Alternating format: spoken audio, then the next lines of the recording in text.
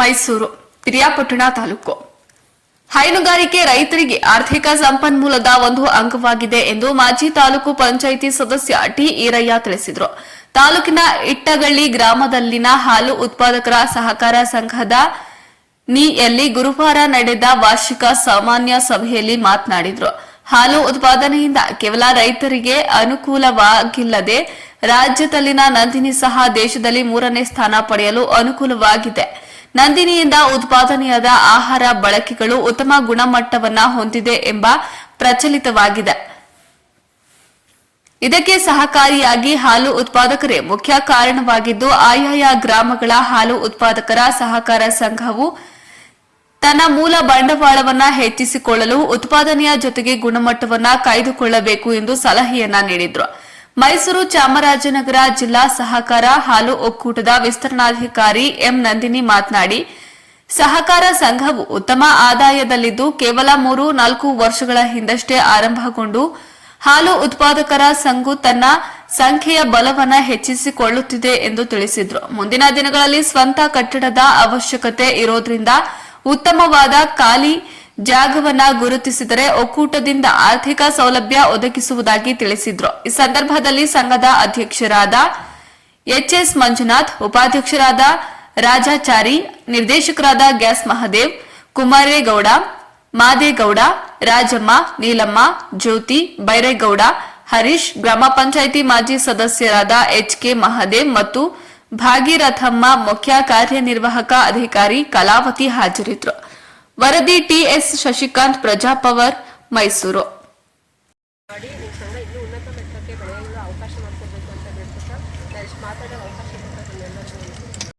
ಹಾಲು ಬಂದರೆ 365 ದಿವಸಕ್ಕೆ 1,02,200 ಲೀಟರ್ ಹಾಲು ಶೇಖರಣೆ ಆಯ್ತದೆ. ಅದನ್ನ 35 ರೂಪಾಯಿ ನನಗೆ ಮಾರಾಟ ಮಾಡಿದ್ರೆ 35,77,000 ನೀವು ಹಾಲನ್ನ ಮಾರಾಟ ಮಾಡ್ಬೋದು. ಹಾಲಿನಿಂದ ವ್ಯಾಪಾರ ಸೊಪ್ಪು ಬೆಳಿತೀವಿ ಮತ್ತು ಬೆಳಿತೀವಿ. ಆದರೆ ಅದಕ್ಕೆ ಅಡಿಷನಲ್ ಆಗಿ ನಮಗೆ ರೈತರಿಗೆ ಪ್ರತಿನಿತ್ಯ ಹಣವನ್ನು ಗಳಿಸ್ಕೊಡ್ತಕ್ಕಂಥ ಒಂದು ಉದ್ಯಮ ಅಂತ ಹೇಳಿದ್ರೆ ಅದು ಹೈನುಗಾರಿಕೆ.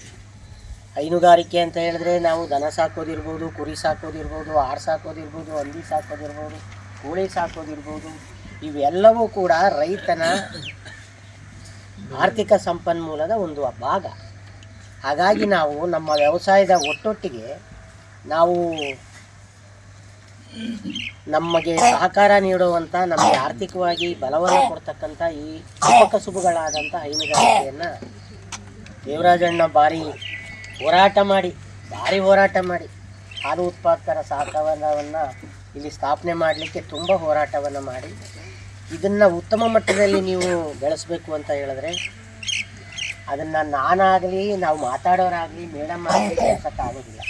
ಬೆಳೆಸಬೇಕಾದವರು ಸಹಕಾರ ಸಂಘದ ಸದಸ್ಯರುಗಳಾದಂಥ ತಾವುಗಳು ಮಟ್ಟದ ಹಾಲನ್ನು ಸರಬರಾಜು ಮಾಡಿದ್ರೆ, ಒಳ್ಳೆ ಹಾಲನ್ನು ನೀವು ಸಹಕಾರ ಸಂಘಕ್ಕೆ ಕೊಟ್ಟರೆ ಆ ಗುಣಮಟ್ಟದ ಹಾಲಿನಿಂದ ಬರ್ತಕ್ಕಂಥ ಲಾಭಾಂಶವನ್ನು ಸಹಕಾರ ಸಂಘದಲ್ಲಿ ಕ್ರೋಢೀಕರಿಸಿ ನಂತರದಲ್ಲಿ ನಿಮ್ಮ ಸಹಕಾರ ಸಂಘಕ್ಕೆ ಒಂದು ಉತ್ತಮವಾದಂಥ ಕಟ್ಟಡವನ್ನು ಕಟ್ಟಲಿಕ್ಕೆ ಇವತ್ತು ನಂದಿನಿ ತುಂಬ ಹೆಸರುವಾಸಿಯಾದಂಥ ಒಂದು ಬ್ರಾಂಡೆಡ್ ಉತ್ಪನ್ನ ನಂದಿನಿ ಉತ್ಪನ್ನಗಳು.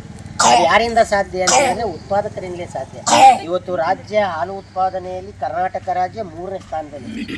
ದೇಶದಲ್ಲಿ ಕರ್ನಾಟಕ ರಾಜ್ಯ 3ನೇ ಸ್ಥಾನದಲ್ಲಿದೆ. ನಮ್ಮ ಮೈಸೂರು ಮಟ್ಟದಲ್ಲಿ ಇದರ ಉತ್ಪನ್ನವನ್ನು ರೈತರಿಗೆ ಸರಬರಾಜು ಮಾಡ್ತಕ್ಕಂಥ, ರೈತರಿಗೆ ತಲುಪ್ತಕ್ಕಂಥ ಒಂದು ಗುರಿಯನ್ನು ಹೊಂದಿದೆ ಅಂತ ಹೇಳಿದ್ರೆ ಅದು ಯಾರಿಂದ ಸಾಧ್ಯ ಅಂತ ಹೇಳಿದ್ರೆ ನಾವು 1 ಲೀಟ್ರು 2 ಲೀಟ್ರಿಂದ ಹಿಡಿದು ನೀವೇನು ಹಾಲನ್ನು ಕೊಡ್ತೀರೋ, ಗುಣಮಟ್ಟದ ಹಾಲನ್ನು ಸರಬರಾಜು ಮಾಡ್ತೀರೋ, ಆ ಕೊಡುಗೆಯೆಲ್ಲ ಸರಬರಾಜು ಮಾಡೋವಂಥ ರೈತನಿಗೆ ಆ ಕೊಡುಗೆಯೆಲ್ಲ ದಕ್ಕಬೇಕು. ಇವತ್ತು ನಂದಿನಿ ಹಾಲು ಬ್ರಾಂಡೆಡ್ ಹಾಲು, ನಂದಿನಿ ಉತ್ಪನ್ನಗಳು ಬ್ರಾಂಡೆಡ್ ಉತ್ಪನ್ನಗಳಾಗಿದ್ದಾವೆ. ಹಾಗಾಗಿ ಈ ಉತ್ಪನ್ನಗಳ ಈ ಸಹಕಾರ ಸಂಘದ ಲಾಭವನ್ನು ನೀವು ಪಡಿಬೇಕು ಅನ್ನೋದಿದ್ದರೆ ಒಂದು ಉತ್ತಮವಾದಂಥ ಕಟ್ಟಡವನ್ನು ನಾವು ಕಟ್ಕೋಬೇಕಾಗ್ತದೆ. ಉತ್ತಮವಾದಂಥ ಕಟ್ಟಡ ಬೇಕು ಅಂತ ಹೇಳಿದ್ರೆ ನೀವು ಜಾಗ ಕೊಡಬೇಕು. ಜಾಗ ಕೊಟ್ಟರೆ ಸಚಿವರಿದ್ದಾರೆ, ಅದರಲ್ಲೂ ಡಿಪಾರ್ಟ್ಮೆಂಟಿಗೆ ಸೇರಿದಂಥ, ಇಲಾಖೆಗೆ ಸೇರಿದಂಥ ಸಚಿವರಿದ್ದಾರೆ. ಆ ಕಾರಣದಿಂದ ಸಂಘವನ್ನು ಹೊಸ ಕಟ್ಟಡ ಕಟ್ಟಲಿಕ್ಕೆ ಪ್ರಾಮಾಣಿಕ ಪ್ರಯತ್ನ ಮಾಡ್ತೀವಿ ಅನ್ನೋದ್ರ ಜೊತೆ ಖಂಡಿತ ಕೊಡಿಸೋಣ. ಆದರೆ ಮೊದಲು ಒಂದು ತಕರಾರು ಇಲ್ಲದಂಥ ಜಾಗನ ಪತ್ತೆ ಮಾಡಬೇಕು ಸ್ವಾಮಿನವರು. ಅವೆಲ್ಲ ನೀವು ಬಾಯಿ ಹಾಕರ ಆಯ್ತದೆ ಖಂಡಿತವಾಗಿ. ನಮ್ಮ ಮಾದೇವಣ್ಣವೇ ನೀವಿಬ್ರು ಬಾಯಿ ಹಾಕಿದ್ರೆ ನಮ್ಮ ಅವ್ರಂದ್ರೆ ನಾವು ನಮ್ಮ ಒಕ್ಕೂಟದಿಂದ ಅನುದಾನ 2 ಲಕ್ಷ ಇರ್ತದೆ. ಇವರು ಹೆಂಡ್ಲಿ ಲೆವೆಲ್ ಕೊಟ್ಟ ಮೇಲೆ ರೆಕಾರ್ಡ್ಸ್ ಕೊಟ್ಟು 1 ಲಕ್ಷ ಕೊಡ್ತೀವಿ. ಸಂಪೂರ್ಣವಾಗಿ ನೀವು ಕಟ್ಟಾದ್ಮೇಲೆ ಅಲ್ಲಿ 2 ಕೊಡ್ತೀರಿ. ಈಗ 2 ಲಕ್ಷ ಯಾವ ಸಂಘಕ್ಕಾದ್ರೂ ಅಷ್ಟೇ. ಆಮೇಲೆ JVF ಅನುದಾನ ಐತೆ 3 ಲಕ್ಷ. ಅದು ಸೇಮ್ ಅಂದ್ರೆ DMC ಎಲ್ಲ ಮಾಮೂಲಿ ಸಂಘ ಎಲ್ಲ ಸಂಘ ಫಸ್ಟ್ ಸಂಘ ಬಿಲ್ಡಿಂಗ್ ಕಟ್ಟಿ BMC ಆಗ್ಬೇಕಾದ್ರೆ ಹಾಲ್ ಸಭಾ ಹಂಗಾಗಿ